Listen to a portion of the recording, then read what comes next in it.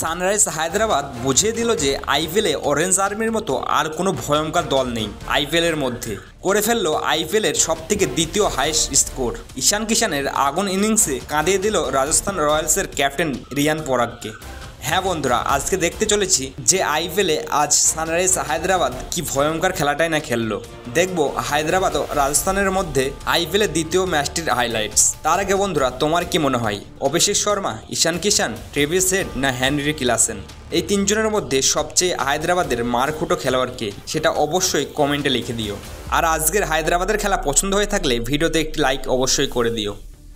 ম্যাচের কথা বললে আজ ছিল আইপিএল 2025-এর দ্বিতীয় দিন। আর এই দ্বিতীয় দিনের প্রথম খেলা ছিল সানরাইজ হায়দ্রাবাদ বনাম রাজস্থান রয়্যালসের মধ্যে। রাজস্থানের অধিনায়ক রিয়ান পরাগ টসে জিতে ফিল্ডিং করার সিদ্ধান্ত নেয় এবং এই সিদ্ধান্ত যে এত বড় ভুল প্রমাণ হবে সেটা হয়তো ভাবেনি রাজস্থান রয়্যালসের ক্যাপ্টেন রিয়ান পরাগ। তাই হায়দ্রাবাদের হয়ে ব্যাট করতে আসে ভয়ঙ্কর দুই ওপেনার ট্রেভিস হেড ও অভিষেক শর্মা। রাজস্থান রয়্যালস প্রথম ওভার তুলে দেয় ফারুকির হাতে। প্রথম ওভারেই 3 নম্বর বলে অভিষেক 4 মেরে দলের খাতা খোলে। এরপর যেন আর থামানোই যায়নি হায়দ্রাবাদের দলকে। অভিষেক শর্মা ভয়ঙ্কর রূপে অবতীর্ণ হয়। মাত্র 11 বলে 24 রানের একটা ভয়ঙ্কর ইনিংস খেলে আউট হয়ে যায় আজ। কিন্তু তারপর ব্যাটে আসে ঈশান কিষান নতুন রেকর্ড বানাতে। কিন্তু এদিকে ট্রেভিস হেড ওদম পিটাচ্ছিল তখন। তারপর শুরু করে দুজনেই পিটাতে। তাই দল গিয়ে পৌঁছায় মাত্র 6 ওভারে 1 উইকেট হারিয়ে 94 রানে। ট্রেভিস হেড এই ম্যাচে 31 বলে 67 রানের একটা ইনিংস উপহার দেয় অরেঞ্জ আর্মিকে।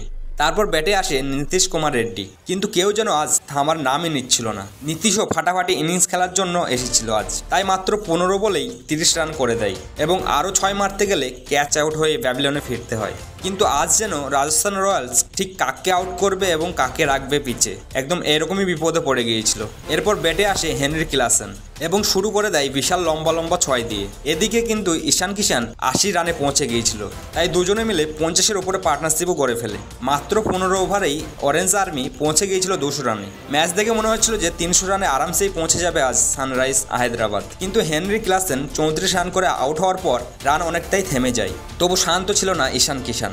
একের পর এক বড় শট মেরে রাজস্থান রয়্যালসের বোলারদেরকে যেন আজ কাঁদিয়েই ছেড়েছে। তাই মাত্র 44 বলে করে ফেলে অসাধারণ একটি সেঞ্চুরি এবং নিজের দলকেও পৌঁছে দেয় 286 রানে, যেটি আইপিএলের ইতিহাসে দ্বিতীয় সবচেয়ে বেশি হাইয়েস্ট স্কোর। প্রথম রেকর্ডটাও ছিল কিন্তু এই হায়দ্রাবাদ দলেরই, গত বছর আরসিবির বিরুদ্ধে করেছিল।